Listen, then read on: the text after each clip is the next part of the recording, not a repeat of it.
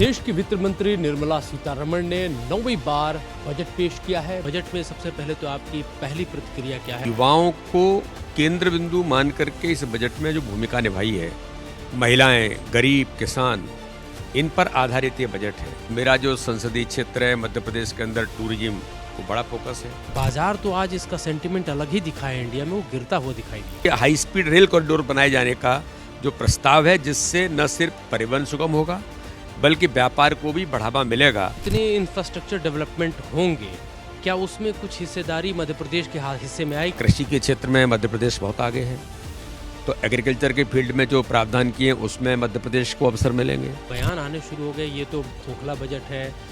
पश्चिम बंगाल के जो सांसद थे उन्होंने कहना शुरू कर दिया कि बंगाल को हमेशा अनदेखा किया गया है, इनकी नज़र में बंगाल है ही नहीं। अपोजिशन है वो केवल नेगेटिव पॉलिटिक्स करने का काम कर रही है। देश की वित्त मंत्री निर्मला सीतारमण ने 9वीं बार बजट पेश किया है। बजट को लेकर के अलग अलग बातें कही जा रही हैं। हमारे साथ भारतीय जनता पार्टी के कद्दावर नेता विष्णुदत्त शर्मा जी हैं, जो कि खजुराहो से सांसद भी हैं।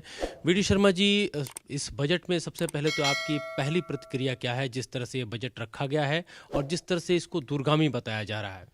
ये बजट 2047 के विकसित भारत के संकल्प को पूरा करने वाला बजट है और ये बहुआयामी दूरदर्शिता से प्रेरित बजट है। माननीय प्रधानमंत्री नरेंद्र मोदी जी के नेतृत्व में हमारी वित्त मंत्री निर्मला सीतारमण जी को मैं बधाई देता हूं कि उन्होंने इस बजट के अंदर विशेष तौर पर युवाओं को केंद्र बिंदु मान करके इस बजट में जो भूमिका निभाई है, महिलाएं, गरीब, किसान, इन पर आधारित ये बजट है।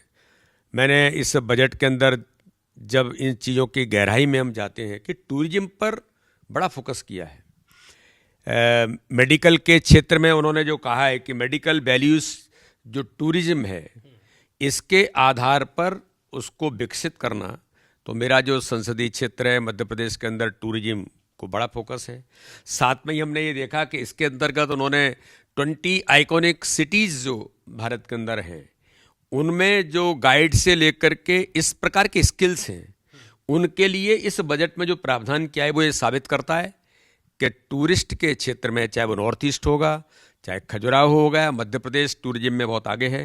तो इस बजट में विशेष प्रावधान इस प्रकार के टूरिज्म को बढ़ाने के लिए माननीय वित्त मंत्री जी ने आज इस बजट के अंदर जो शामिल किया है, ये बहुत महत्वपूर्ण है। मैं माननीय प्रधानमंत्री जी को और आदरणीय वित्त मंत्री जी को बहुत बधाई, शुभकामनाएं देता हूँ। इस बजट में जो खास तौर पे ये देखा जा रहा है, जिसको लॉन्ग टर्म कहा जा रहा है इफेक्ट के तौर पे, जैसे कैपेक्स में फिर से 1 लाख करोड़ की बढ़ोतरी की बात कही गई है। इसके अलावा जो देखा जा रहा है कि रेयर अर्थ मटेरियल वाले जितने स्टेट है, कॉरिडोर बनाने की बात कही जा रही है।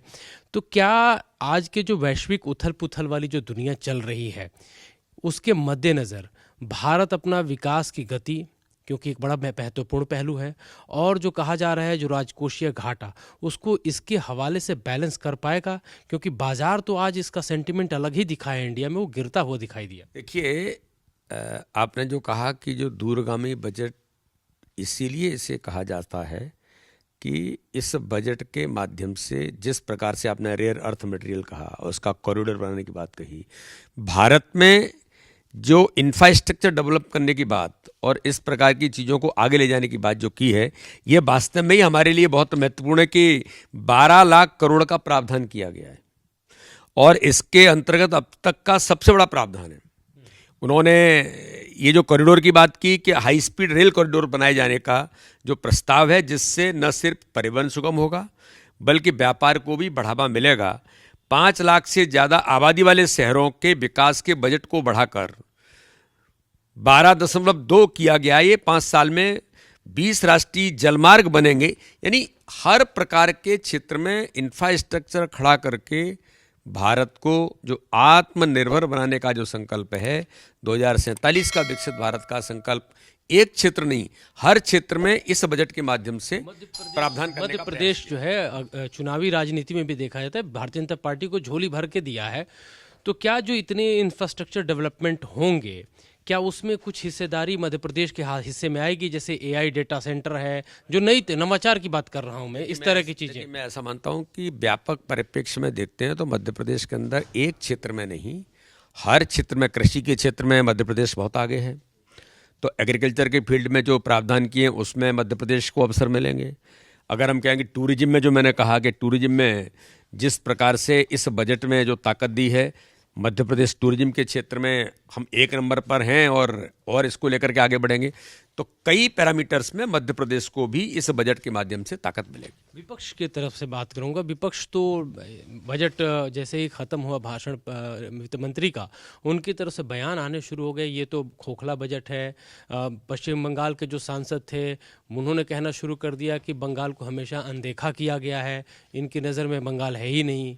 विपक्ष की मानसिकता नकारात्मक है और दुर्भाग्य है कि इस देश के अंदर जो अपोजिशन है वो केवल नेगेटिव पॉलिटिक्स करने का काम करती है, लेकिन बजट के माध्यम से हर व्यक्ति को ताकत देने का काम, हर गरीब के जीवन के उत्थान का काम माननीय प्रधानमंत्री मोदी जी के नेतृत्व में हमारे वित्त मंत्री जी ने जो प्रावधान किए हैं, जो मैंने कहा कि महिला, युवा, गरीब, किसान, इन्हें जो ताकत मिली है, तो जनता में हर वर्ग को सशक्त बनाने का प्रावधान इस बजट में है। विपक्ष नकारात्मक राजनीति कर। आखिरी सवाल, रोजगार मिलेंगे? क्योंकि रोजगार को लेकर बड़े लोग टेंशन में रहे। आप देखिए ना, इतना इंफ्रास्ट्रक्चर डेवलप होना यानी रोजगार के अवसर पैदा करना, तो साइंटिफिक है।